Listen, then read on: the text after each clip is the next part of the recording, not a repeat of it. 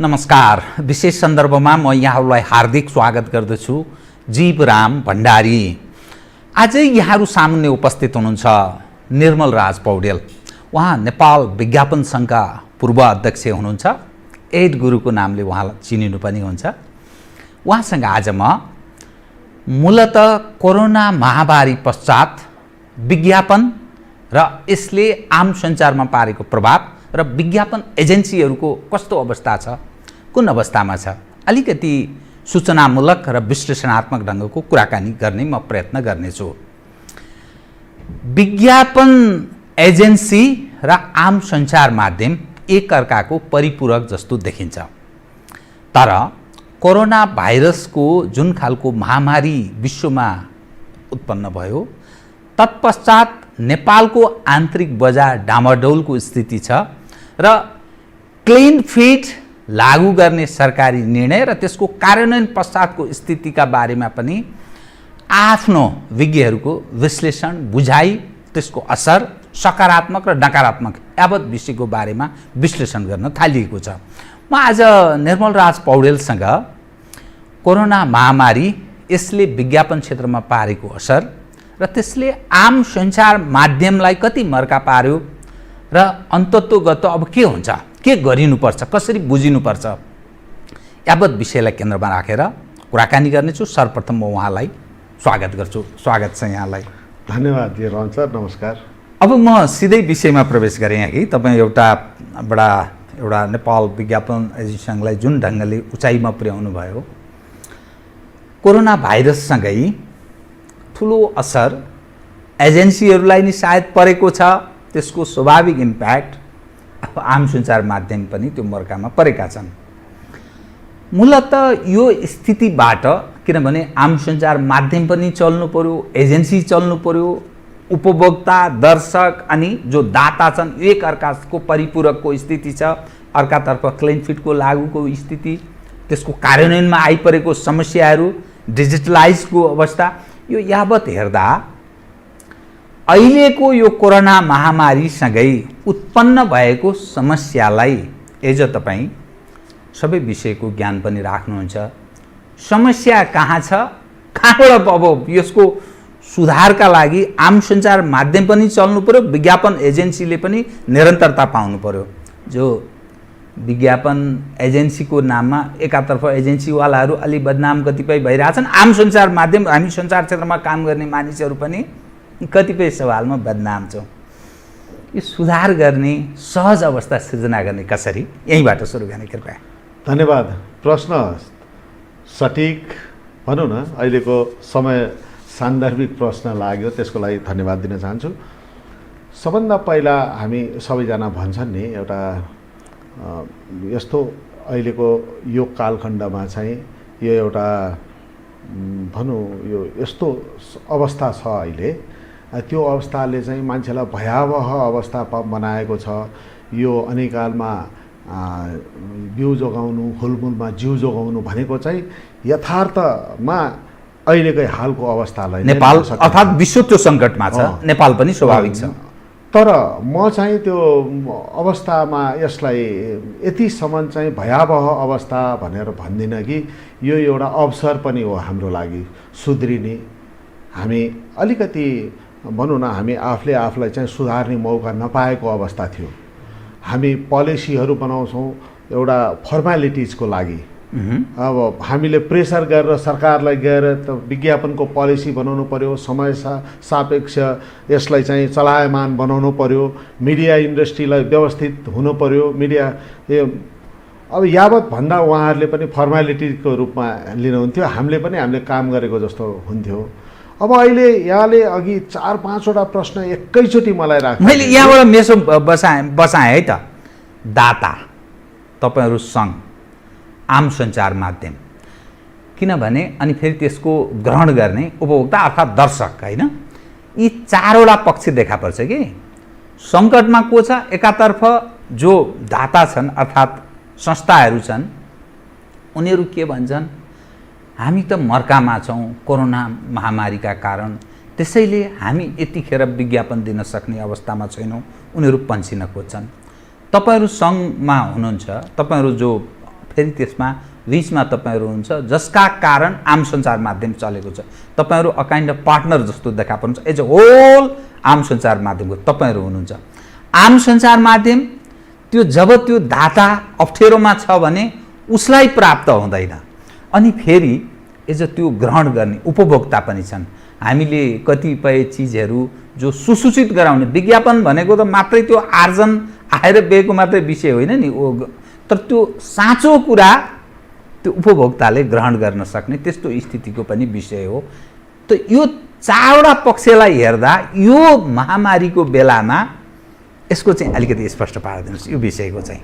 सबभन्दा पहिला यो महामारीमा अलिकति सरकार पनि गम्भीर हुनुपर्ने, विज्ञापन एजेन्सी पनि गम्भीर हुनुपर्ने, मिडिया पनि गम्भीर हुनुपर्ने बेला यो सङ्कटको बेलामा हामी बारम्बार भनिरहेका छौँ, हामी सबै एउटै टेबलमा बसेर डिस्कस गर्ने यो बेला हो। हामी विज्ञापन आम सञ्चारका कुराहरू र अहिले त केही पनि भएको छैन, 2-4 महिना मात्रै भयो, यसको प्रत्यक्ष असर त 2 वर्ष देखिन्छ। आगामी 2 वर्षसम्म हामी आम सञ्चार विज्ञापन क्षेत्र योसँग प्रत्यक्ष अप्रत्यक्ष सरोकार राख्ने क्षेत्रहरू के हामी सर्भाइभ हुन सक्छौँ त? कसरी? बडा महत्त्वपूर्ण गहन प्रश्न हो। यो कुरोलाई चाहिँ अहिले हामीले गहन विषयवस्तु राखेर छलफल गर्ने बेला भएको छ। हामीले अहिले सरकारसँग पनि भेटेर यही कुराहरू राखेका छौँ। अहिलेको सिनारियो यस्तो जटिल अवस्थामा मिडिया भनौँ आम सञ्चार पनि चलायमान बन्नुपर्छ, विज्ञापन चलायमान बन्नुपर्छ, योसँग सम्बन्धित प्रत्यक्ष अप्रत्यक्ष सरोकार राख्ने सबै मान्छेहरू चलायमान बन्नको लागि सरकारले एउटा नीति ल्याउनु पर्यो। तुरुन्तै यस्तो नीति ल्याउनु पर्यो कि यो CSR भन्छ नि, कर्पोरेट सोसल रेस्पोन्सिबिलिटी अन्तर्गत सरकारले खालि अहिले त्यो टेलिफोनको धुनमा सधैँ हात धोएर चाहिँ गर्नु भनेर भन्नुभन्दा पनि अलिकति फरक प्रस्तुतिका राम्रा CSRहरू बनाउनु पर्यो। दुग्ध विकास संस्थान लगायत यो अर्ध सरकारी सङ्घ संस्थाहरूलाई चाहिँ एउटा फन्ड निकासा गरेर त्यसले चाहिँ आम सञ्चारहरूको लागि सपोर्ट हुने विज्ञापनहरू बन्नु पर्यो। एज अ अभिभावकीय भूमिका ठिक हो, यो विज्ञापनहरू बन्नु पर्यो, जसको लागि अहिले एउटा चलायमान अवस्थामा जानलाई सरकारको रोल त्यहाँनिर हुन्छ। सरकारलाई कुनै त्यो भनौँ न धेरै ठुलो एउटा सरकारलाई भार पनि पर्दैन। त्यसो गर्दाखेरि त्यो एउटा भइरहेको बजेटलाई चलायमान गर्न सकिन्छ, सबैजनालाई हुन्छ भनेर सरकारलाई हामीले यो सुझाव पनि दिइरहेको छौँ। र हामीले मिडिया इन्डस्ट्री र एडभर्टाइजिङ इन्डस्ट्रीले हामी बसेर छलफल गरिरहेका छौँ। अब विज्ञापन गर्नुपर्छ, विज्ञापन गर्यो भनेदेखि हामीले उत्पादित वस्तुहरू बजारमा स्थापित हुन्छ र त्यो मात्रै होइन कि ब्रान्ड इस्ट्याब्लिस हुन्छ, विज्ञापन गरेको चिज आधिकारिक हुन्छ, नेपाल सरकारले गुणस्तरले प्रमाणित गरेको चिज हुन्छ, ठगी हुँदैन, उपभोक्ता ठगिँदैन। त्यसैले विज्ञापन गर्नुपर्छ, विज्ञापन गरेका चिजहरू मात्र उपभोग गर्नुपर्छ भन्ने क्याम्पेन गर्नु पर्यो। अहिले क्वालिटी जो आम जनका हितमा छन्, त्यो उपभोग्य चिज छन्, क्वालिटीवाला चिज छन्, ती मात्रै विज्ञापन, सबै चिज विज्ञापन गरिनु हुँदैन भन्ने होइन। हाम्रो नेपाल सरकार स्वीकारिनु नै हुँदैन त्यस्तो। नेपाल सरकार अहिले एउटा हामी 30 सेकेन्डको विज्ञापन बनाउँदाखेरि 3.5 घन्टाको फिल्म बनाएको फर्मेटमा हामीले विज्ञापन बनाइरहेको छौँ। हामीले यो स्क्रिप्ट सेन्सर गराउँछौँ सबभन्दा पहिला चलचित्र विकास बोर्डमा गएर। चलचित्र विकास बोर्डले के माग्छ हामीसँग भनेदेखि आधिकारिक एजेन्सी बनाउने, एजेन्सीको डकुमेन्टहरू, अनि त्यो कम्पनीको प्रडक्टको चाहिँ त्यो गुणस्तरको सिफारिस, उसको सम्पूर्ण डेटाहरू पेश गरेपछि मात्रै उसले स्वीकृति दिन्छ विज्ञापनको लागि, आधिकारिकता हुन्छ। त्यो विज्ञापन हामीले बनाएर सेन्सर गर्छौँ सञ्चार मन्त्रालयमा, अनि त्यो सर्टिफिकेट पाएको विज्ञापन आधिकारिक विज्ञापन हुन्छ, जो तपाईँको लगायत सम्पूर्ण टेलिभिजनहरूमा चाहिँ प्रसारण हुन्छ। त्यो विज्ञापन यति आधिकारिक हुन्छ कि नेपालको परिप्रेक्ष्यमा विज्ञापनदातालाई कन्भिन्स गराउने हो भनेदेखि नेपाल सरकारले आधिकारिक पुष्टि गरेपछि मात्रै यो विज्ञापन बजाइएको हुन्छ। हामी बच्चामा हुँदाखेरि हाम्रो बुवासँग हलमा जाँदा एउटा हर्लिक्सको विज्ञापन आयो भने हर्लिक्स बढ्ता शक्ति दिन्छ भनेर आउँदाखेरि बुवालाई हर्लिक्स किनिदिनुहोस् भन्दा यो त नबिकेर यसले विज्ञापन गरेको त्यो बेलामा त्यो मानसिकता थियो। त अहिले ठ्याक्कै परिवर्तन भएको छ। अहिले हाम्रो बच्चाहरूले विज्ञापन हेरेपछि मात्रै, विज्ञापनमा सबै चिजको नलेज भएपछि मात्रै त्यो चिज प्रयोग गर्ने भएका छन् भने यो यस्तो अवस्था हो। यसमा सरकार, मिडिया इन्डस्ट्री, एडभर्टाइजिङ इन्डस्ट्री संयुक्त रूपमा बसेर विज्ञापन गर्नुपर्छ भन्ने क्याम्पेन र विज्ञापन भएका वस्तु मात्रै आधिकारिक हुन्छ भन्ने क्याम्पेन अहिले गर्ने हो भने अहिले मलाई लाग्छ 30 देखि 40% बजार तुरुन्तै 1 महिनामा जस्तो अवस्था आओस् 1 महिनामा चलायमान बढ्न जान्छ। किनकि खाद्य वस्तुहरूले त बेचिरहेका छन्, यो मेडिकल इक्विपमेन्टहरू बिक्री भइरहेकै छ, तर विज्ञापन छैन। त्यो के कारण? बडा महत्त्वपूर्ण विषय यहाँले अलिकति मलाई सजिलो बनाइदिनु भयो। खाद्यान्न डे टु डे त्यो चलेकै छ, महामारी होस् कि जसो मान्छेले खान त छोड्दैन, चाउचाउ इन्डस्ट्रीहरू चलेकै छ, अरू पनि कतिपय सवालहरू चलेकै छ, तर तिनले पनि विज्ञापन दिइरहेका छैनन्। आम सञ्चार माध्यमहरू यो सारा यत्र तत्र, अनि तपाईँहरू जस्तो विज्ञापन इन्डस्ट्रीवालाहरू पनि कहीँ न कहीँ त्यो पीडामा हुनुहुन्छ। यो किन? त्यो यो चाहिँ हाम्रो पोलिसी नभएर पनि, सरकारको नीति, ठोस नीति नभएर पनि, म त के भन्छु भनेदेखि उत्पादित वस्तुहरूले केही सर्टन पर्सेन्ट विज्ञापन गर्नुपर्छ। त्यो विज्ञापन गर्यो भने ट्याक्समा सब्सिडी होस्, बरु उनीहरूलाई केहीमा होस्, भन्सारमा सब्सिडी होस्, त्यस्ता कुराहरू सरकारले ल्याइदिनु पर्यो। बारम्बार हामीले उठाएको मुद्दा हो, यो विज्ञापन सङ्घले उठाएको मुद्दा हो, यसमा गरिदिनु पर्यो, जसले गर्दाखेरि हाम्रो आम सञ्चार माध्यम चाहिँ चलायमान बन्न जान्छ। त्योसँग प्रत्यक्ष सरोकार राख्ने हामी विज्ञापन एजेन्सीहरू, जो हामी 15% का भागीदार भन्छौँ, आम सञ्चार माध्यम 85% को भागीदार हो भने हामी 15% को भागीदार हो भन्छौँ। अवश्य पनि हामी हो। निश्चय नै यसलाई चलायमान बन्नको लागि केही ठोस पोलिसीहरू आउनै पर्छ। र रह्यो अहिले चाउचाउ र चामल लगायत अब यो सबै खाद्यान्न, तेल, औषधि भयो, दैनिक धेरै जरुरी चिजहरू त चलिरहेको छ। बढी भएको छ कि हुनेले 3 छाक दाल भुजा खाएका छन्, पुलाउ खाएका छन्, नहुनेले 3 प्याकेट चाउचाउ खाएका छन्। खाना त सबैले खाएका छन्, खै चाउचाउले विज्ञापन गरे? सबै चाउचाउ इन्डस्ट्रीले विज्ञापन रोकेको अवस्था छ। यसलाई कसले मोनिटरिङ गर्ने? के बिक्री नभएर विज्ञापनलाई रोकेको होला त?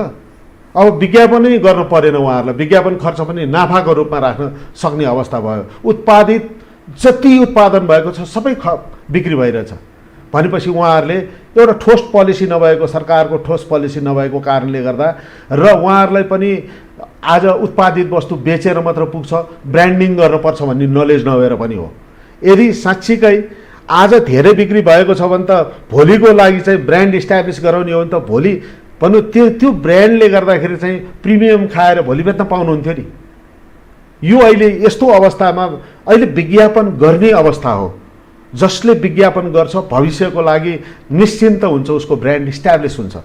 तर यहाँ चाहिँ विविध कारणले गर्दाखेरि विज्ञापनलाई एउटा फिजुल खर्चको रूपमा हेरिन्छ, नबुझिने, बुझाउन नसकिएको अवस्था। त्यो हाम्रो पनि कमजोरी हो, मिडियाको पनि कमजोरी हो, र सरकारको पनि कमजोरी हो। त यस्तो हुनु पर्यो। अब जो आम सञ्चार माध्यममा जुन विज्ञापन आउँछ त्यो चाहिँ खान योग्य छ, अर्थात् क्वालिटीवाला छ, प्रमाणित छ, अरूको बारेमा चाहिँ पुनर्विचार गर्नुपर्छ है भन्ने उपभोक्तामा त्यो खालको ज्ञान चेतना जागृत गराउनु पर्यो, र राज्य र सम्बन्धित संयन्त्रहरू यसमा प्रेरित हुनु पर्यो। एक होइन त कतिपय मानिसहरूको बुझाइमा यति धेरै एड एजेन्सी छन्, अनि विश्वासको पनि सङ्कट है कि तिनीहरूको क्वालिटी, तिनीहरू वास्तवमा यसै किन हिँडिरहन्, किन सबै के छ मेरो एड एजेन्सी छ भन्छ नि। हजुर, आम सञ्चार माध्यम डिफ्रेन्ट छन्, अडियो भिजुअल अर्थात् टेलिभिजन छ, अनि एफएमहरू छन् होइन, अर्थात् रेडियो छ, अनि प्रिन्ट मिडिया छ, अनि अनलाइन छ, त्यसपछि अरू खाले पनि कतिपय ब्लगहरू यस्ता यस्ता सबै चलाएका छन्। यति धेरै बजार, यति सानो बजार, तर धेरै खाले आम सञ्चारमा, त्यसैले हामीले कतिलाई दिने कतिलाई नदिने, साराका सारा यस्तो छ भन्ने दृष्टिकोण ती इन्डस्ट्रिजवालाहरू, इन्डस्ट्रियलिस्टहरू त्यसो पनि भन्छन्। अनि यो स्थिति पनि यसको चाहिँ कसरी म्यानेज गर्ने यो पक्षलाई? होइन, यो एकदम जटिल अवस्था छ। जटिल यो भनौँ न, अहिले यहाँले जुन प्रश्न राख्नुभयो, जुन विज्ञापनदाताहरूले चाहिँ हामीले बजेटभन्दा, हाम्रो आवश्यकताभन्दा, हाम्रो विज्ञापन बजेटभन्दा बढी मिडिया इन्डस्ट्रीहरू छन्, हामी कसलाई मिडिया प्लानिङ गर्ने, कसलाई मिडिया दिने? एउटालाई विज्ञापन दियो, अर्कोले गएर गाली गर्न थाल्छ, तथा नाम गाली मात्र गर्ने होइन, भोलि गएर चाहिँ भनौँ न त्यसलाई ब्ल्याकमेलिङ पनि गर्न जान्छ। त्यो जुन देखिएकै छ हो, त्यो अवस्थाले त्यो भयावह अवस्था छ, त्यसलाई चाहिँ हामीले पहल गरेका हौँ। अब यो एउटा रमाइलो पक्ष। म विज्ञापन सङ्घको अध्यक्ष हुँदाखेरि सरकारलाई सुझाव दिने क्रममा चाहिँ यो तपाईँहरूले जथाभावी लाइसेन्स डिस्ट्रिब्युट गरिदिनु भएन, आवश्यकता हेरेर मात्रै मुलुकमा टेलिभिजन मिडियाहरू हुनु पर्यो, एफएमहरू हुनु पर्यो। हाम्रो छिमेकी मुलुक भारतमा एउटा एफएम छ जम्मा, रेडियो मिर्ची भन्ने, हामी चाहिँ 500-600 1000 चाहिने भन्ने होइन। यसलाई चाहिँ नियमन गर्नु पर्यो। हामीलाई अप्ठ्यारो भयो भन्दा सरकारबाट के जवाफ आयो भने अभिव्यक्ति स्वतन्त्रता। हामी केही छैन त, सबै चाहिँ लोकतन्त्र, गणतन्त्र, सङ्घीयता, प्रजातन्त्र सबै तन्त्र छ। पार्टीको मुखपत्रको रूपमा पत्रिका पनि छ, एफएम पनि छ, अहिले टेलिभिजन पनि छ। हो, सबभन्दा प्रमुख कारण यो इन्डस्ट्रीलाई तहस नहस गर्ने प्रमुख कारण यो मिडिया इन्डस्ट्री, एड इन्डस्ट्री भन्दा पनि डबल छ मिडिया इन्डस्ट्री। हो, यो एउटा मन खुसी भयो जे त्यसको मोनिटरिङ पनि हुँदैन, कुनै आवश्यकता भन्दा बढी भयो। त्यसले गर्दा यो एउटा जटिल अवस्था हो। फेरि जटिल अवस्था छ भन्दैमा हामीले यो भनौँ न, एउटा मिडिया इन्डस्ट्रीले सबैलाई वर्गीकरण नगरिकन एउटै आँखाले हेर्नु भएन है। पत्रकारलाई एउटै आँखाले हेर्नु भएन, विज्ञापन एजेन्सीलाई नि एउटै आँखाले हेर्नु भएन। सञ्चारकर्मी पीडित छन्, सबै पत्रकार हुन रहेछन्, के चरित्रका छन्, के काम गर्छन् पत्तो छैन। त्यो एउटा मुलुक मिडियाले चलाएको मुलुक हो। हामीले खुलेर भन्छौँ भने मिडियाले चलाएको मुलुकमा राम्रा पत्रकार छन्, राम्रा मिडिया छन्, सबै चिज छन्, त्यसमा नराम्रा पनि धेरै छन्। हामी विज्ञापन एजेन्सीहरूलाई पनि लाग्छ, मलाई कुनै यो उसमा अन्तर्वार्तामा सोधिन्छ, यो तपाईँहरूको वर्गीकरण हुँदैन, तपाईँहरूको के अरे कस्तो किसिमको एजेन्सीहरू तपाईँहरूको हुन्छ, एजेन्सीहरू यस्तो गर्छन्, हाम्रो पैसा खाइदिन्छन्, मिडियाको तिर्दैनन्, यस्तो गर्दैनन्, यति एजेन्सीहरू छन्। अनि हामीले क्राइटेरिया बनायौँ त्यो बेलामा, एउटा यति क्षेत्रफल हुनुपर्छ, यति हुनुपर्छ, म्यान पावर यति हुनुपर्छ, त्यसलाई मात्र विज्ञापन सङ्घले सदस्यता दिन्छ भनेर त्यो क्राइटेरिया राख्यौँ। र विज्ञापन सङ्घको सदस्य हुने एजेन्सी राम्रो ठुलो व्यवस्थित एजेन्सी हो, दायरा बनायौँ। अब अहिले यो अब चाहिँ बन्द हुने एजेन्सीहरू भने यो झोले एजेन्सीहरू बन्द हुन्छ भनेर मैले कुनैमा अन्तर्वार्तामा भनेको थिएँ। अब अहिले हाम्रो एजेन्सीको साथीहरूले कहाँ झोले भनेर हामीलाई भनिदिनु भएन नि, बुझाइ नै फरक छ, अध्ययनको कमी छ। भन्न खोजेको के हो बुझ्नुपर्छ। म मिडिया इन्डस्ट्रीलाई गाली गर्ने, एडभर्टाइजरलाई गाली गर्ने, सरकारलाई गाली गर्ने पक्ष छैन। हामी पनि सुध्रिनु पर्यो। विज्ञापन व्यवसाय गर्नेहरूले त्यसमा अध्ययन अनुसन्धान हुनु पर्यो, लगानीको भनौँ न त्यसको प्रतिफल आउने ग्यारेन्टी हुनु पर्यो, अनि मात्रै हाम्रो जस्तो इन्डस्ट्रीमा लाग्यो भनेदेखि राम्रो हुन्छ भनेर भन्ने सुझाव थियो। भनेपछि यहाँले भनेको जस्तो अबको दिनमा सम्भावना नभएको होइन, एकदम राम्रो सम्भावना छ, वर्गीकरण हुनु पर्यो। त्यो एड एजेन्सीमा पनि अरू सबैमा मिडिया इन्डस्ट्री पनि वर्गीकरण हुनु पर्यो। जस्तै एउटा सानो एक्जाम्पल दिउँ न, यहाँ बाहिर हामी पान पसलमा पान किन्ने पनि साउजी पसल, भारबाटिनी पनि पसले वर्गीकरण हुनु पर्यो नि, दुईवटा पसलको होइन। त्यस्तै मिडियाको नि वर्गीकरण हुनु पर्यो। अब अहिले यो केबल मिडियाहरू 100 भन्दा बढी छन्, अनलाइन मिडियाहरू छन्, संसार मिडिया कति मिडिया, युट्युब मिडिया कति हो। ती सबैले आफूलाई टिभी टान्छन्, टेलिभिजन हाई डेफिनेसन वाला टिभी, सेटेलाइट टिभी जस्तै टान्छन्। अस्ति मेरो पनि मिडिया छ, म पनि एउटा अङ्ग्रेजी पत्रिका चलाउँछु, सिइओ भन्ने। मसँग पनि पास छ, म पनि त्यो सुविधा युज गर्न ठिक हो, कहिले आफ्नो भएपछि स्वाभाविक। मैले युज गर्दाखेरि यो लकडाउनमा मैले देखेँ सबभन्दा बढी मिडिया रहेछन्, जति गाडी देख्यो प्रेस मात्रै देखेँ मैले। अनि पछि एउटा मिटिङमा चाहिँ सरकारसँग पनि सबै यस्तै मिटिङ भएको थियो, यो भर्चुअल मिटिङमा चाहिँ कुरा निस्क्यो। भनेपछि त यति मिडिया रहेछन् नेपालमा, त मिडिया प्रेस भनेर लेख्यो, त्यसको दुरुपयोग भयो। त्यसैले वर्गीकरण हुनु पर्यो, त्यसलाई अब मोनिटरिङ हुनु पर्यो, वर्गीकरण हुनु पर्यो। यावत कुराले गर्दाखेरि यो इन्डस्ट्रीलाई अलिकति राम्रो पनि त्यो वर्गीकरणले पनि गराउँछ। तर फेरि सम्भावना अघि भने जस्तो बजारै तुरुन्तै बढ्ने अवस्था छ।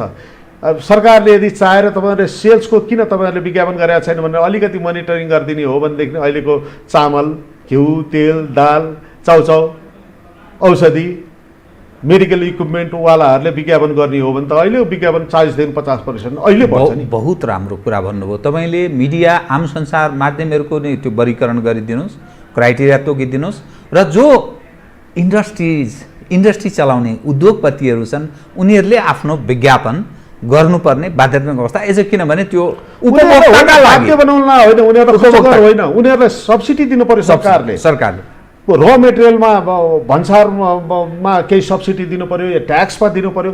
यो कान समात्दा यसरी समात्ने हो कि यताबाट समात्ने हो, कान चाहिँ कानै समात्नु तरिका मिलाएर गर्नु पर्यो। सरकारले पनि सरकारको दायित्व निर्वाह गर्नु पर्यो, विज्ञापन एजेन्सीले पनि, मिडियाले पनि, विज्ञापनदाताले पनि।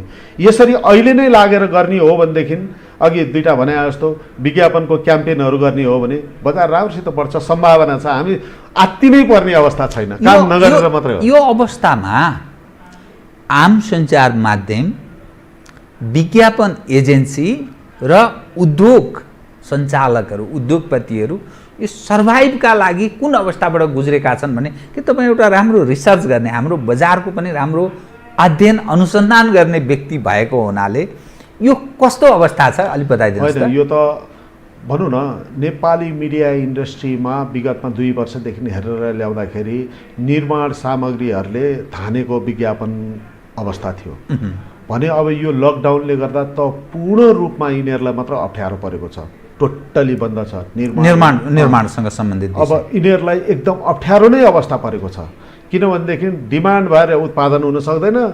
केही कुरो पनि भनौँ न, अब अहिले काहीँ त्यो विकासको संरचनाहरू कामै हुँदैन भनेदेखि त्यसले चाहिँ प्रत्यक्ष असर परेको छ। यस्तो अवस्थामा धेरैलाई असर परेको छ। भनौँ हामी जस्तो एड एजेन्सी चलाउने मान्छेहरूलाई अब 40-50 जना स्टाफ राखेर सबै गर्नेहरूलाई त यति गाह्रो अवस्था छ कि कसैले विज्ञापनै गरेको छैन, विज्ञापनै आधार हो हाम्रो। अझ आउटडोर क्याम्पेन गर्ने हामी अब एउटा पूर्ण भनौँ न फुल फ्लेज एड एजेन्सी भन्नेहरूले त्यो इभेन्टहरू गर्छन्, आउटडोर इभेन्टहरू, आउटडोर एक्टिभिटिजहरू गर्छन्। सबै चिज गर्दा अहिले सबै नै रोकिएको अवस्था छ। हो यसलाई चाहिँ असर पारेको छ। विज्ञापनदाताहरू खाद्यान्न र खाद्यान्न र यो मेडिकल इक्विपमेन्टहरू बाहेक त्यति प्रत्यक्ष रूपमा फाइदा भएको देखिएको छैन, सबैलाई असर नै परेको छ। त्यसैले हामीले यो बेलामा उहाँहरूलाई पैसाले पैसा तान्छ, मनी एट्र्याक्ट मनी भनेर भने जस्तो यो बेलामा ब्रान्ड इस्ट्याब्लिस गरौँ न। यो बेलामा तपाईँले बरु हामी मिडियाले चाहिँ सस्तोमा प्याकेज बनाइदिन्छौँ, विज्ञापन एजेन्सीले डिजाइन गरिदिन्छौँ।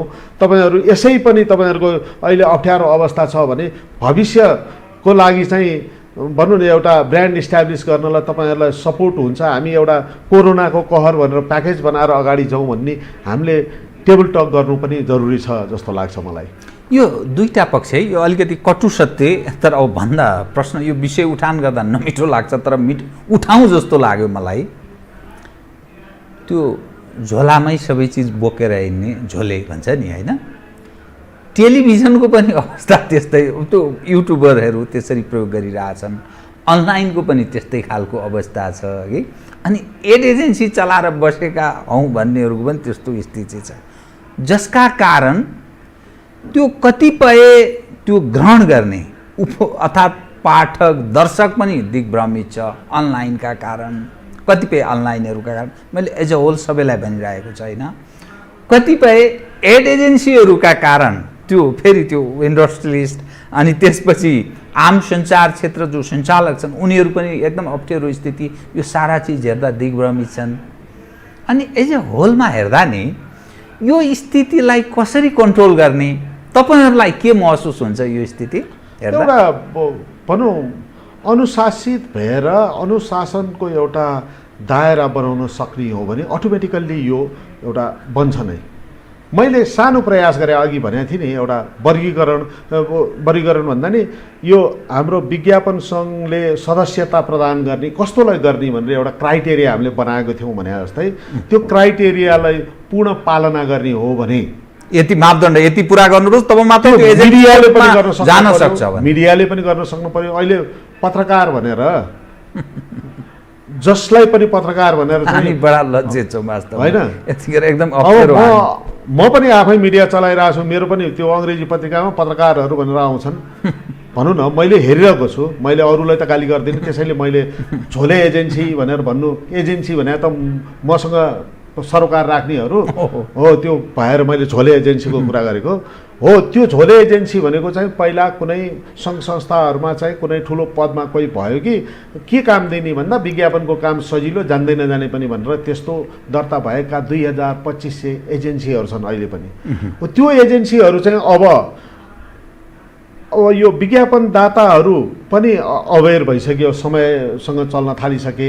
अब सरकारी निकायहरू पनि अलिकति पढेको निकै मान्छेहरू आउन थालिसकेका छन्। अब त्यो पहिला जस्तो अलिकति अलि अप्ठ्यारो अवस्था छ। अहिले मिडियाले मोनिटरिङ गर्ने छ, मिडियाको रोल मैले अघि नै भने नि मिडियाको ठुलो रोल छ, मिडियाले मोनिटरिङ गर्ने भएको भएर अलि भ्रष्टाचारमा र आफ्नो मान्छेलाई दिने अलिक कमी आएको छ। त्यो अवस्थामा चाहिँ अब त्यस्ता छाप पनि लेटर हेड पनि झोला बोकेर जाने चाहिँ यिनीहरू पहिलो बन्द हुने अवस्थामा छन् मेरो भनाइ। त्यो सर्भाइभ गर्न सक्दैनन् उनीहरूले। त्यो हुनु भनेको के हो भनेदेखि हामी जो व्यवसाय गर्छौँ भनेर लागेकोहरू, जसले इन्भेस्ट गरेको अध्ययन गरेर आएको छन्, तिनीहरूले ठुलो साइजको छन् भने साइज सानो होला तर तिनीहरू बन्द हुँदैनन्। त्यो साइज सानो हुन्छ, बन्द हुँदैनन्। अनि राम्रा कामहरू, क्रिएटिभ कामहरू निस्किन थाल्छन्।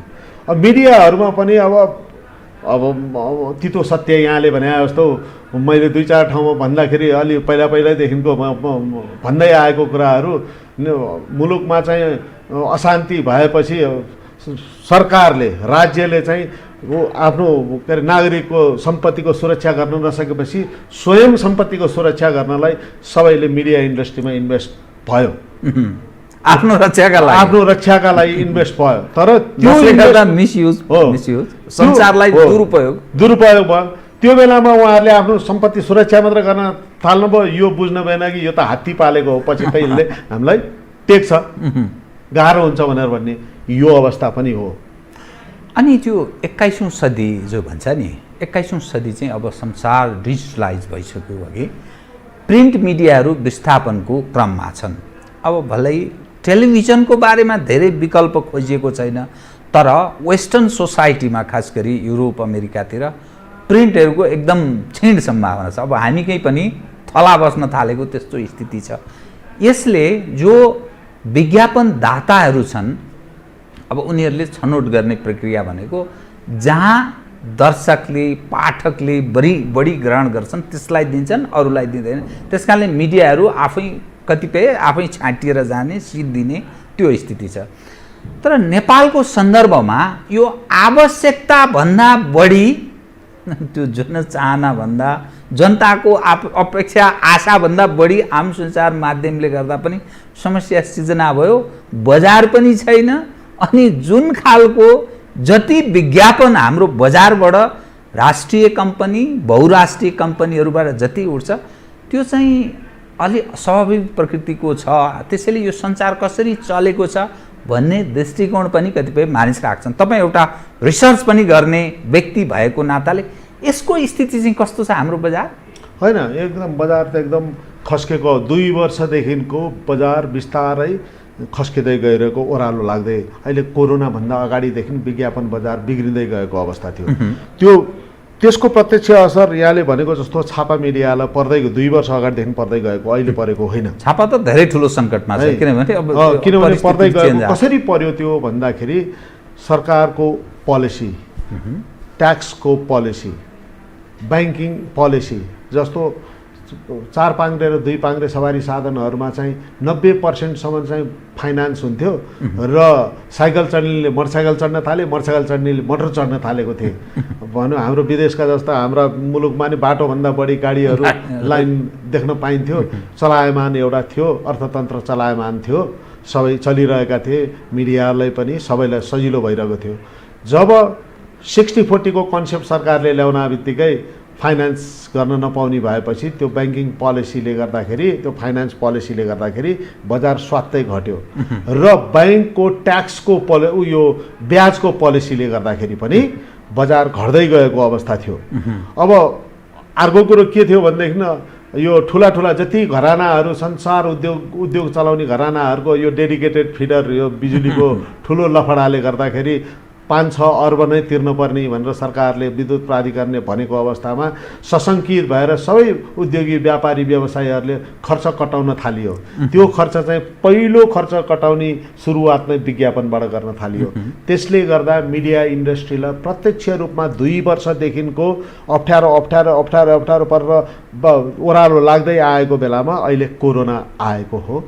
यो कोरोनाले चाहिँ अब भनौँ त्यो अहिलेको सिनारियो, अब यो कोरोनाभन्दा पछिको म गरौँला यहाँको प्रश्नमा, एउटा छापा मिडियालाई मात्र होइन, रेडियोलाई, एफएमलाई, सबैलाई त्यही विज्ञापन बजेट भएन, बजार भएन भने खाने एउटा साइजको एउटा खानेकुरो एक थाल भात छ भने एउटा मुखले खाने कि 20वटा मुखले खाने भनेपछि त्यसको क्वान्टिटी चाहिँ नबढ्ने हो भने त्यसले प्रब्लम ल्याउँछ हो। त्यसलाई चाहिँ त्यसैले हामीले विज्ञापन बोर्डको गठन गर्नु पर्यो, विज्ञापन सम्बन्धी कानुनहरू समय सापेक्ष हुनु पर्यो, सम्भावनाहरू खोजिन पर्यो, विज्ञापनलाई कसरी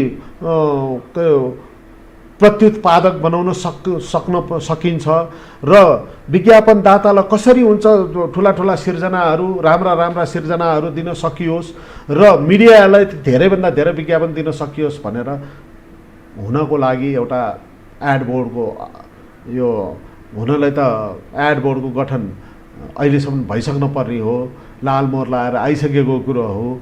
क्लिन फिट पनि मङ्सिर 1 गतेदेखि कार्तिक मसान्तदेखि सकिन्छ, मङ्सिर 1 गतेदेखि लागू हुँदैछ भनेपछि एड बोर्ड पनि गठन हुनुपर्ने हो। यी सरकारकै यो अकर्मण्यता एक हिसाबले अकर्मण्यता भन्नाले सरकारको विविध कारणले ढिला सुस्ती हुने। अब एउटा मन्त्रीले चाहिँ गरिरहनु भएको थियो, हेरिरहनु भएको थियो यो सम्बन्धी सबै, जब यो कार्यान्वयनको बेलामा मन्त्री चेन्ज हुनुभयो, अहिलेको अर्थमन्त्री सञ्चार मन्त्री हुनुहुन्छ, उहाँलाई त्यो सम्बन्धी त्यति आइडिया छैन, उहाँ अर्थ सम्हाल्दै। अब त्यसलाई हामीले हाम्रो विडम्बना के हो भने मुलुकमा आज यो धेरै वर्ष अगाडिदेखिको 9 महिने सरकारदेखि हुँदै आएर भर्खरै पाएको हामीले यो एउटा पुरा भनौँ न स्थायी सरकारको पालामा पनि यस्तो अवस्था भोग्नु भने, पोलिसीहरू कार्यान्वयन गर्न नसक्नु भने एउटा हाम्रो लागि चाहिँ अभिशाप नै हो।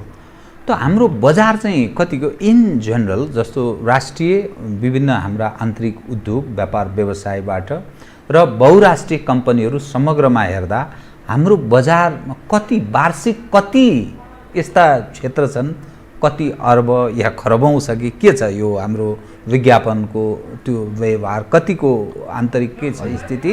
अनि हजुर, अनि यस सँगसँगै नि एकातर्फ त्यो आन्तरिक उद्योगमा कति हामीलाई विज्ञापन प्राप्त हुन सक्छ, नेपालको आन्तरिक स्थितिको बारेमा मैले सोधेँ भने, अर्को त्यससँगै जुन खाले आम सञ्चार माध्यमहरू छन्, एकातर्फ टेलिभिजन छ, अर्कोतर्फ प्रिन्ट छ, अर्कोतर्फ अडियो छ होइन, त्यो वितरणको हिसाबले हेर्दा कसले बढी बजारमा चाहिँ आफ्नो क्षेत्र पकड कायम गरेको छ? अब अहिले समग्र हेर्दाखेरि चाहिँ अब अरू मुलुकहरूमा हो भनेदेखि चाहिँ त्यो टेलिभिजन मिडिया नम्बर 1 र अरू छापा मिडिया नम्बर 2 मा हुन्थ्यो। नेपालमा चाहिँ विडम्बना छापा नम्बर 1, टेलिभिजन नम्बर 2 अझै पनि। अबको यो पछि चाहिँ अब अहिलेसम्म हामीले त्यति सर्वे पनि गरेका छैनौँ, अध्ययन अनुसन्धान भएको छैन। त्यसले गर्दाखेरि हामीले सबभन्दा ठुलो सर्वे नगरिकन यथार्थ एक्ज्याक्ट भन्न सक्दैनौँ। त्यही पनि म यो फिल्डमा चाहिँ पुरानो भएको नाताले मैले आजभन्दा 12 वर्ष अगाडि चाहिँ एउटा सानो विज्ञापन सङ्घबाट सर्वे गरेको थिएँ। त्यसैलाई आधार लिएर र हाम्रो अनुभवको आधारबाट हामी अडिट ब्युरो अफ सर्कुलेसनमा एबिसीमा चाहिँ मेम्बर भएको कारणले गर्दा, सबै हाम्रो पहुँचको कारणले गर्दा हामीले हेर्दाखेरि अहिले चाहिँ प्रत्यक्ष अप्रत्यक्ष आउटडोर विज्ञापन होस् या हाम्रो छापामा, टेलिभिजनमा, रेडियोमा सबैमा गर्दाखेरि अब मैले देख्दाखेरि चाहिँ सबै अब यो राष्ट्रिय बहुराष्ट्रिय सबै कम्पनीहरूको गर्दाखेरि 9 अर्ब चान्चुनको जस्तो बजार देखिन्छ नेपालको बजार चाहिँ।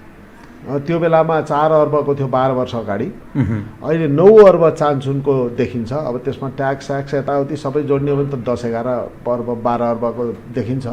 तर हाम्रो एक्चुअल बजार चाहिँ 9 अर्बको चाहिँ चलायमान बजार चाहिँ छ।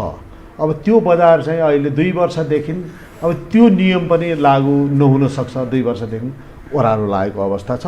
अब अहिले त 70% जस्तो बजार घटेको अवस्था छ र सम्भावना चाहिँ छापा माध्यमलाई चाहिँ अब पूर्ण रूपमा बन्द चाहिँ हुँदैन छापा, किनभनेदेखि हाम्रो एउटा जेनेरेसन छ पत्रिका अझै पनि त्यसैमा अभ्यस्त छ। त्यो भएर त्यो एउटा त्यो वर्गले चाहिँ छापा मिडिया नै हेर्न पर्ने भएको भएर त्यसलाई पनि एउटा पार्ट हुन्छ। छापा मिडिया दोस्रोमा तेस्रो दर्जामा जाला विज्ञापनको भनौँ न छनौटमा, तर छापा मिडिया पनि रहिरहन्छ। टेलिभिजन मिडिया नम्बर 1 मा हुन्छ। डिजिटलको जमाना अहिले डिजिटाइज भइसक्यो। संसार ब्याङ्किङ पोलिसीदेखि लिएर सबैको हातमा चाहिँ म अब भइसक्यो भने कन्टेन्टको ठुलो रोल हुन्छ। चाहे मान्छेले ठुलो स्क्रिनमा हेरुन् या सानो स्क्रिनमा हेरुन्, हेर्ने त टेलिभिजन नै हेर्ने हो होइन, हेर्ने त भिजुअल नै हेर्ने हो भनेपछि टेलिभिजन मिडियालाई त्यति असर नपर्ला। आधिकारिक अब भनौँ न अहिले पनि नेपालको परिप्रेक्ष्यमा पुरा आधिकारिकता यो डिजिटल मिडियाहरूलाई भनौँ त्यति आधिकारिक सम्झिँदैनन्, तर बजार चाहिँ राम्रोसित बढ्दै गइरहेको अवस्था छ। त्यो नम्बर 1 हुन नि सक्छ, तर अहिले चाहिँ त्यसले डराउनु पर्ने अवस्था छैन। अहिले टेलिभिजन मिडिया, अहिले छापा media, television media, radio media र डिजिटलमा पनि digital media management, digital media मार्केटिङहरू छ, सोसल मिडियाहरू भिन्दै छ। यसका पनि धेरै वर्गहरू छन्। तर अहिले चाहिँ एकदम डिजिटल मिडियामा बजार बढ्यो सबैको घट्यो भन्ने पक्ष त्यो पनि होइन। फेरि डिजिटल मिडियामा बढी देखिएको कारण के भने त्यो सस्तो मिडिया भएको भएर विज्ञापनदाताहरूले चाहिँ हाम्रो उपस्थिति भइरहोस् न भनेर 1 लाख 1.5 लाख रुपियाँमा चाहिँ विज्ञापन भइरहन्छ। 2 लाख खर्च गऱ्यो भनेदेखि महिना दिनभरि चाहिँ विज्ञापन देखिन्छ भनेर सोसल मिडियाहरूमा चाहिँ विज्ञापन गर्ने, त्यो डिजिटल मिडिया म्यानेजमेन्टहरू गर्ने, क्याम्पेन गर्ने चाहिँ देखिएको छ र यसलाई एकदम ठुलो बजार बढेको भनेर भनिएको छ। तर त्यस्तो बजार बढेको होइन। त्यो मलाई चाहिँ के लाग्छ भने एउटा अहिले बजार घटेको बेलामा केमा गर्ने भन्दा चोइस भयो नि। यसमा चाहिँ सबै वर्गले अहिले हेर्ने भए भनेर भन्दा सबै वर्गको त्यतिको उपस्थिति पनि डिजिटलमा छ भन्न मिल्दैन। अहिले सबै मिडियामै छ, तर डे टु डे अलिकति मर्कामा चाहिँ प्रिन्ट चाहिँ बढी मर्कामा पर्छ। होइन, प्रिन्ट त नम्बर 1 अहिले सबभन्दा मर्कामा प्रिन्ट नै छ। अब प्रिन्ट मिडियाहरू बिस्तारै बन्द हुने अवस्था धेरै, कागज आउनलाई पनि समस्या छ अहिले त। धेरै बन्द भइसक्यो। आन्तरिक धेरै मान्छे अभ्यस्त, नयाँ पुस्ता खास प्रिन्ट त्यति प्रिन्ट मिडिया एउटा साइजमा आएर बस्छ। प्रिन्ट मिडिया एउटा साइजमा आएर बस्छ। त्यो पहिला प्रिन्ट मिडिया अब भनौँ न यो लोक कल्याणकारी र विज्ञापनको कारणले गर्दा विज्ञापन पाइन्छ, हुन्डी पाइन्छ भनेर चाहिँ 1000-1500 पत्रिकाहरू दर्ता हुन्थ्यो। त्यो जमानाको अझै पनि हो। म पनि एबिसीमा चाहिँ म पनि मेम्बर भएर हेरेँ नि मैले। 5 कपी छाप्ने, 1 कपी सूचना विभागमा, 1 कपी प्रेस काउन्सिलमा, 1 कपी आफ्नो रेकर्डमा, न्युज पनि कपी पेस्ट गरेर त्यही हुन्डी खानलाई गर्ने परिपाटी पनि अब बिस्तारै सरकारले परिवर्तन गर्नुपर्छ होइन। त्यो आफ्नो मुखपत्र बनाउनलाई चाहिँ त्यो गर्नुभन्दा अलरेडी आफै स्वस्फूर्त स्थापित हुन सक्ने एउटा बजार बढाइदिनु पर्यो सरकारले भनौँ न। त्यस्ता किसिमका चाहिँ अब यो अवसर मानौँ यो कोरोनालाई सबैले बुझे पनि चुनौती र अवसर दुवै रहेछ। त मिडिया सञ्चालकहरू एक ढङ्गले सबै खाले मिडिया सञ्चालक, त्यसपछि अलिकति उपभोक्ता, दर्शक, पाठक यिनीहरूले ग्रहण गर्ने फेरि अर्को खाले दोस्रो पक्ष। तेस्रो पक्ष भनेको जो छनौट प्रक्रियाको हिसाबले हेर्ने एज ए होलमा जुन विभिन्न संयन्त्रहरू त्यसले पनि ख्याल गर्नुपर्ने रहेछ। त एज ए होलमा यो जुन अहिलेको जुन अवस्था छ नेपालमा, संसारमा कोरोना भाइरसका कारण पीडा छँदैछ। नेपालको अलग प्लस समस्याहरू छ, किनभने हाम्रो आन्तरिक उत्पादन हामी कमजोर भइसकेका छौँ। अनि यो सम्पूर्ण विदेशमा जाने युवा युवतीको रेमिटेन्सको आधारमा मुलुकको आर्थिक व्यवहार त्यस ढङ्गले अर्थतन्त्रलाई थेगेको पनि स्थिति छ। त यस्तो अवस्थामा तपाईँ आउन सक्ने सङ्कटहरूलाई सामना गर्नका लागि तीनैवटा पक्षको, फेरि पनि मैले त्यो विषय दोहोऱ्याएँ, म अनि अरू विषयमा प्रवेश गर्छु। उद्योगीहरू आफू मर्कामा छौँ भन्छन्, सरकार त्यो ढङ्गको अभिभावकीय भूमिका निर्वाह गर्न सकेको छ नि उद्योगीहरूलाई ढाडस दिने, त्यो एउटा पक्ष। दोस्रो आम सञ्चार माध्यम, उनीहरू आफ्नो पीडा व्यक्त गरिरहेछन्। तेस्रो सञ्चार माध्यममा काम गर्ने फेरि सञ्चारकर्मीहरूको आफ्नो खाले पीडाको विषय छ, उनीहरू पनि एक ढङ्गले काहीँ न काहीँ समस्यामा रहेको कुरा गर्छन्। अब एजेन्सीहरू हुनुहुन्छ तपाईँहरू, जो उद्योगीले आफू विज्ञापन दिन नसक्ने कारण त्यो मर्कामा परेको स्थिति छ र अभिभावकीय भूमिका सरकारले खास गरी निर्वाह गर्न नसकेको र आमजन जो उपभोक्ता तिनमा फेरि चेतनाको नि अलिकति समस्या, कतिपय सवालमा सचेत गराउन नसकेको सञ्चार क्षेत्रकै कमी कमजोरी पनि होला। त यो समग्र पक्षलाई म्यानेज गर्नका लागि के त्यस्तो औषधि अर्थात् पद्धति के हुन सक्छ जसका कारण सबै हिसाबले सबै म्यानेज गर्न सकियोस्? अनि यो चाहिँ कस्तो भनेदेखि यो पटक हामीले सबभन्दा पहिला एउटा शिक्षा के प्राप्त गऱ्यौँ भनेदेखि सबभन्दा पहिला आफू कसरी सर्भाइभ हुने, आफू कसरी भनौँ न यो इस्ट्याब्लिस हुने भन्ने एउटा ठुलो पाठ पढियो। अस्तिसम्म हचुवा भरमा थियो। अब अहिले हाम्रो भनौँ न एउटा रेमिट्यान्सको कुरा गर्नुभयो, एउटा विदेशमा गएर चाहिँ त्यो श्रम गरेर चाहिँ त्यसले पठाएको रेमिट्यान्सले चाहिँ मुलुक चलिरहेको अवस्था थियो भने आधी जस्तो मान्छे अहिले भिक्टिमहरू बाहिर गएका, आधी जस्ता मान्छेहरू इलिगल गएकाहरू मान्छेहरूले योपल्ट थाहा भयो कि ओहो मुलुक भने के रहेछ, मेहनत भने परिश्रम भने के रहेछ महसुस गर्न थाले, सिके। अब सायद उनीहरूले त्यो परिश्रम त्यहाँ सिकेर आएर यही मुलुकमा अरू केही नभने कृषि क्रान्ति भनेर हाम्रै त्यो ढुङ्गाको पाखो, हाम्रो त ढुङ्गा यतिसम्म उर्वर भूमि हो कि ढुङ्गामा पनि पिपलको रुख फल्ने उर्वर भूमि हो, त्यहाँ उनीहरूले आफ्नो सिपहरू प्रदर्शन गर्छन्। यो एउटा अवसर हो। अब भोलिको दिनमा धेरै मान्छेहरूले आएर नेपाल सानो छ, नेपालको अर्थतन्त्र सानो छ, जनसङ्ख्या सानो छ, अब हामी विज्ञापन व्यवसायीहरूले पनि कसरी स्वयं चाहिँ हामी यदि भोलिको दिनमा यस्तै महामारीहरू आयो भने कसरी सर्भाइभ हुनुपर्ने रहेछ भनेर हामीले पनि ज्ञान आर्जन गऱ्यौँ। मिडिया इन्डस्ट्रीले पनि यत्रो हात्ती पालेर बसेर सधैँ चाहिँ भन्न सकिँदो रहेछ एउटा सानो यो कोरोना भाइरस जस्तो आएर संसार हल्लिँदो रहेछ भनेर भन्ने ज्ञान प्राप्त भयो। र अब हामी हाम्रो आफ्नो पक्षबाट म चाहिँ के भन्छु भनेदेखि सबै इमान्दार बन्न पर्यो, आफ्नो पक्षले प्रतिष्ठित यो परिष्कृत परिमार्जित बनाउँदै लानलाई कसरी गर्नु पर्यो भनेर अरूको सेक्टरमा गाली गर्नुभन्दा आफ्नो सेक्टर सुधार्ने कसरी भनेर लाग्नु पर्यो। यो सबैको आफ्नो जिम्मेवारी बोध हुनु पर्यो। त्यसैले मलाई लाग्छ त्यति 2 वर्ष मैले अघि नै पनि सरलाई त्यो निवेदन गरेका थिएँ, 2 वर्षसम्म हाम्रो यो बजार चाहिँ ओह्रालो लाग्ने, अझ हामीलाई योभन्दा धेरै सङ्कट हुने अवस्था छ। यही बेलामा अहिले सोच्न पर्यो मिडियाले पनि, मिडिया इन्डस्ट्रीले, मिडियासँग प्रत्यक्ष सरोकार राख्ने हामी वर्गहरू छौँ, एड एजेन्सीहरू सबैले सोच्न पर्यो कि अब 2 वर्षसम्म योभन्दा ओह्रालो लाग्यो भने हामी के गर्ने, विकल्प सोच्न पर्यो। अब अहिले बसेर हामी काम गर्न थालौँ, एउटा ब्रान्डसँग अघि नै मैले सुरुमा भनेका जस्ता कामहरू अब सुरु गर्न थाल्यो भने सरकारले पनि आफूलाई थाहा छैन भने पनि अभिभावक बन्न पाइयो भनेदेखि आफ्नै त्यो कार्यकालमा चाहिँ आफू राम्रो सबैलाई बन्नु होला। त्यो हो भने यो एउटा अवसर हो, सरकारको लागि पनि अवसर हो, सबैको लागि अवसर हो भनेर चाहिँ यसलाई एउटा विकल्पहरू खोजेर अगाडि बढ्ने र आफ्नो व्यवसायप्रति अनुशासित बन्ने हो भनेदेखि हामीले हाम्रो बजार सानो छ, अर्थतन्त्र सानो छ, हामी माथि जानलाई अरू जस्तो ठुलो मुलुकलाई अप्ठ्यारो परे जस्तो पर्छ जस्तो चाहिँ लाग्दैन मलाई। यो अब अलिकति फरक विषय मैले उठाउन चाहेँ। क्लिन फिट पोलिसी कार्यान्वयनमा गए पश्चात यो दुईटा पक्ष के, एउटा विज्ञापन एजेन्सीलाई परेको मर्का या अनुकूल अवस्था र दोस्रो विभिन्न खाले सञ्चार माध्यमहरू कुन अवस्थाबाट गुज्रेको छ, यसको लाभ र हानिको हिसाब हेर्दा के देखा पर्छ?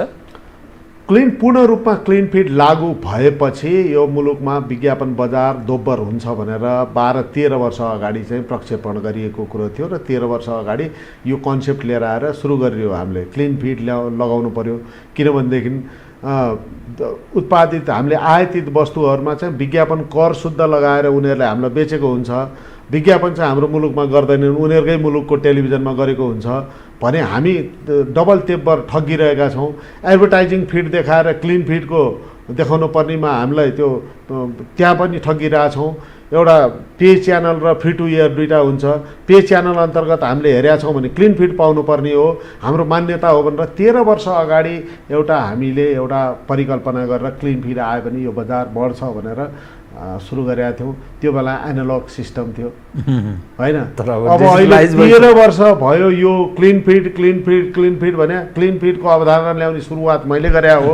अब अहिले मलाई नै अप्ठ्यारो भयो कि यो क्लिन फिड अहिले डिजिटाइज भइसकेपछि यो क्लिन फिडले कुन रूप लिन्छ, कसरी हुन्छ, यो क्लिन फिड सम्बन्धी त प्रत्येक दिन बसेर सरकारले अब क्लिन फिड मङ्सिरदेखि लागू हुँदैछ। मङ्सिर कार्तिक मसान्तदेखिको पूर्ण रूपमा क्लिन फिड ल्याउने जसको क्षमता छ नेपालमा आफ्नो उपस्थिति जनाउने हो भनेदेखि क्लिन फिड लिएर मात्रै आउनु पाउँछ विदेशी च्यानल। त्यसको कारणले गर्दा मल्टिनेसनल ब्रान्डहरूले चाहिँ होइन हेरौँको अवधारणा ल्याएर उनीहरूले चाहिँ विज्ञापन गर्दैनन् भने फेरि मैले 2 वर्षको समय सीमा भनेको थिएँ। 2 वर्ष हामीलाई जटिल अवस्था आउँछ भने क्लिन फिडको कारणले नै पूर्ण रूपमा चाहिँ क्लिन फिडलाई हामीले व्यवस्थित बनाउन नसकुन्जेलसम्मलाई अझ बजार बिग्रिन्छ। त्यो मल्टिनेसनल कम्पनीहरूले त्यो ढङ्गले हामी तयार छैनौँ भनेर असहयोग गर्यो भने के हुन्छ? होइन, उनीहरूले हामी तयार छैनौँ, मल्टिनेसनल कम्पनीहरूले त उनीहरूले सपोर्ट गरेको भए कोक, पेप्सी, डाबर, लिभरले खरबौँको बेच्छन्। तिन 5% विज्ञापन गरे भए त 5 अर्बको बजार यहीँ अहिले बढ्थ्यो। खै गरेको मोनिटरिङ न सरकारले गरेको छ। त्यसैले त्यसमा रोल अफ गभर्मेन्ट के तपाईँ बताइदिनुहोस्।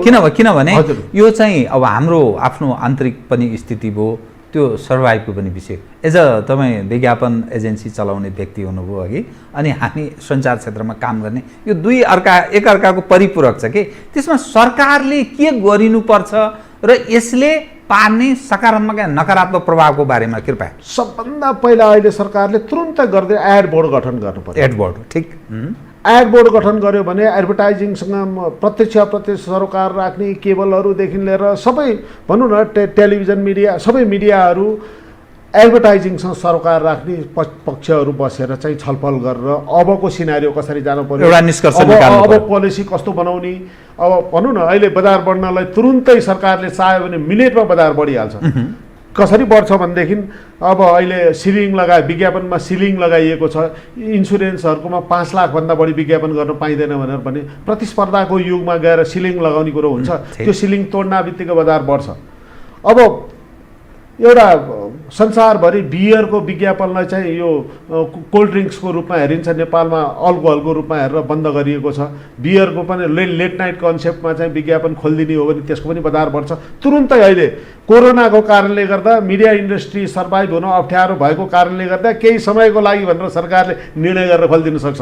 यो सरकारका जो शासकहरू छन् नि, कि यिनीहरूलाई यो ज्ञानै नभएर यो सारा आँखा चिम्लेर बसेका छन् कि अथवा बोर्ड गठन गर्न यिनीहरूलाई के समस्या भयो, अथवा कि सञ्चार क्षेत्र समाप्तै होस्, यिनीहरूले गर्दा हामीलाई परेशान गरे, हैरान पारे भनेर समाप्त पार्ने कुनै डिजाइन त होइन यो? त्यो होइन जस्तो लाग्छ। किनभने 13 वर्ष अगाडिदेखिको आजसम्म हेरेर ल्याउँदाखेरि चाहिँ मूल्याङ्कन गर्दाखेरि स्थिर सरकार नहुनु त्यो बेलामा चाहिँ कन्भिन्स सबैलाई गराइन्थ्यो। गएर जब काम गर्ने बेला हुँदैन थियो र यो ढिलो हुँदै आएको, अहिले चाहिँ स्थिर सरकार 2.5 वर्ष चलिसक्यो। अब यसको त 1.5 वर्ष पनि छैन काम गर्ने अवसर त, किनभने फेरि चुनावमा जान्छ। त्यही त भएको बेलामा सबै चिज आयो, त्यत्रो अब के अरे क्याबिनेटबाट पास भयो, गएर लालमोहर लाएर आएर अब कार्यान्वयन गर्ने बेलामा फेरि सरकार जो बुझेको मन्त्री भनेर जसले हेर्न भएको थियो उहाँ जानुभयो, अर्को मन्त्री आउनुभयो, उहाँ पत्तो छैन। अब अहिले यो सम्बन्धी के पनि भएको छैन। हामीले चिच्याएर कराएर पनि केही भएन। म त अहिले पनि के अनुरोध गर्छु सरकारलाई, मिडियालाई, मिडिया इन्डस्ट्रीलाई र एडभर्टाइजिङ इन्डस्ट्रीलाई भने हामी संयुक्त रूपमा एउटा पहल गर्नु पर्यो। पहिला हामी विज्ञापन व्यवसायीहरूबाटै सुरुवात गरौँ। हामी नै राउन्ड टेबल बस्ने वातावरण बनाउँछौँ अनि मिडियाले गर्नु पर्यो। सरकारले चाहिँ त्यसमा अभिभावकीय भूमिका खेल्न पर्यो। अहिले खेल्ने हो भने तुरुन्तै अहिलेको प्रब्लमहरू चाँडैभन्दा चाँडै सल्भ हुन्छ। एड बोर्ड गठन गर्यो भने एडभर्टाइजिङ सम्बन्धी पोलिसी बनाउन सजिलो हुन्छ, नत्र भने कहाँबाट हुन्छ। अब डबिङ एड पनि बजाउन पाइँदैन भनेर सरकारले नीति ल्याइसक्यो। कारण अब मङ्सिर 1 गतेदेखि डबिङ पाइँदैन, अब डबिङ गरेर बजाउन पाइएन। क्लिन फिड भनेर भनेको छ। क्लिन फिड त्यो क्लिन फिडको धेरै अरू त्यो कार्यान्वयनका लागि धेरै क्राइटेरिया पुरा गर्नु पर्यो। त्यो कामै नभइकन चाहिँ अब त्यो काम गर्नलाई भने एड बोर्ड भइदिएदेखि त्यो सम्बन्धी यस्तो छ है भनेर छलफल गरेर केही यो समयसम्ममा केही भइसक्थ्यो नि। त्यसमा एड बोर्ड मात्र गम्भीरता र कुनै चिजमा त्यस्तो देखिँदैन, हचुवाको भरमा सबै चलिरहेको छ। अर्थात् नेपालको त्यो परम्परागत त्यस्तै स्थितिलाई। तर यस्तो राम्रो सम्भावना छ। मैले आज हाम्रो छलफलमा मैले धेरै सम्भावनाका मात्र कुरा गरिरहेको छु। सम्भावना छ। हामीले यो पल्ट अवसरको रूपमा यसलाई अवसरको रूपमा लिएर आगामी दिनमा भयावह अवस्था आउँदैछ, आगामी दिनमा हामी कसरी सर्भाइभ हुने भनेर अहिले मौका परिरहेको बेलामा बसेर सबै पक्ष बसेर छलफल गर्न पर्ने बेलामा चुप लाएर बस्ने हो भने त अवश्य पनि मैले पनि मेरो व्यवसाय बन्दै गर्नुपर्छ, मिडियाले पनि मिडिया इन्डस्ट्री बन्द गर्नुपर्छ। अनि त्यो बेलाको भयावह अवस्थामा न सरले सोचेको जस्तो न मैले सोचेको जस्तो हुन्छ। अहिले केही पनि भन्न सकिँदैन। बहुमतको सरकार छ, एउटा अवसर पनि छ, किनभने यसको अझै समय काम गर्ने बाँकी छ। त्यस कारणले समयमै ध्यान दियोस्। म ठिक कार्यक्रमको बिट मार्ने बेलामा अन्त्यमा विज्ञापनमा एकद्वार नीतिको कुरा गर्दैछन् कतिपय मानिस, तपाईँ के भन्नुहुन्छ यो विषयलाई? यो एकद्वार नीति भनेको कस्तो हो भने उही सरकारले आफ्नो मुखपत्रहरूलाई यताउतिलाई सबैलाई सही पाल्नको लागि हुन्डी बाँड्नको लागि एकद्वार नीति हो यो। यस्तो त अब 21औं शताब्दीमा आएर अघि नै मैले भनिनँ, अब त्यो सिलिङ लगाइन्छ विज्ञापनलाई भनेपछि प्रतिस्पर्धाको युगमा सबैलाई समान रूपमा आफ्नो क्षमताको आधारबाट पहुँचको आधारबाट हो र क्षमताको आधारबाट दिनु पर्यो। विज्ञापन प्राप्ति भने त्यसरी हुनु पर्यो। हामी विज्ञापन सङ्घले त पहिलेदेखि उठाएको मुद्दा नै यही हो। अब यसलाई पनि त्यसै एड बोर्ड गठन भयो भने यो सम्बन्धी छलफल हुन्छ भने म चाहिँ अहिले पनि अनुरोध के गर्छु भने एड बोर्ड चाँडैभन्दा चाँडै एड बोर्ड गठन होस् र हाम्रा कुराहरू राख्ने ठाउँ भयो भने हामी पनि त्यहाँ सल्लाहकारको रूपमा विज्ञको रूपमा गएर हामी पनि डकुमेन्ट यति बनाएको 13, 14, 15 वर्षदेखि बनाएको डकुमेन्टहरू लिएर पेस गरौँला, अहिलेको सर्वे गरौँला, अहिलेको प्रेजेन्ट सिनारियो कस्तो छ त्यो सम्बन्धी छलफल गरौँला भन्ने चाहिँ लागेको हो। तर सरकारी अधिकारीहरूसँग र सम्बद्ध संयन्त्रहरूसँग यो तहमा कुराकानी भएको, एउटा निष्कर्षमा पुग्नुपर्छ भन्ने छलफल भएको, विचार आदान प्रदान भएको केही अवस्था पनि छ कि तपाईँ जति कुरा अहिले मसँग गर्नुभयो एज अ होलमा तपाईँको आफ्नो कन्सेप्ट मात्रै हो? होइन, यो छलफल भइरहेको छ। विज्ञापन सङ्घलाई चाहिँ छलफलमा बोलाइएको छ। विज्ञापन सङ्घ छलफलमा गएर आफ्नो सुझावहरू विज्ञापन सङ्घले दिइरहेको छ। मिडिया सोसाइटी यसमा पूर्ण क्लिन फिडमा मिडिया सोसाइटी पनि पूर्ण रूपमा लागेको अवस्था छ। भने मतलब अहिले चाहिँ कस्तो भने सरकारले मिटिङ भनेर बोलाएको बेलामा गएर चाहिँ आफ्नो सुझाव दिने र तपाईँको सुझाव ल्याउनुहोस् भने बेला सुझाव दिने, छलफल यो हामीलाई यस्तो चाहियो भने बेला दिने मात्रै छ। हामी चाहिँ के चाहन्छौँ भनेदेखि हामीले नै सुरुवात गर्नु पर्यो। सरकारले अभिभावकीय भूमिका खेल्नु पर्यो र सिरियस बन्न पर्यो यो म्याटरमा। आज बन्यो, भोलि बन्यो, पर्सि प्रेजेन्टेसनमा त्यसको फिडब्याक आउनु पर्यो। गर्ने भने गर्ने, नगर्ने भने नगर्ने वातावरण हुनु पर्यो। त्यो हुने हो भने केही पनि फरक पर्दैन, हामी सर्भाइभ हुन सक्छौँ। त्यो नहुने हो भने फेरि यो लिङ्गरिङ हुन्छ। क्लिन फिडले भोलि गएर यो क्लिन फिड, यो निर्मलले क्लिन फिडको अवधारणा ल्याएर हाम्रो बजार बिगारिदियो भनेर गाली चाहिँ खान नपरोस् भन्ने चाहिँ मेरो हस्। धन्यवाद छ यहाँलाई, अनुरोध। हस्, धन्यवाद छ यहाँलाई पनि धेरै धेरै धन्यवाद।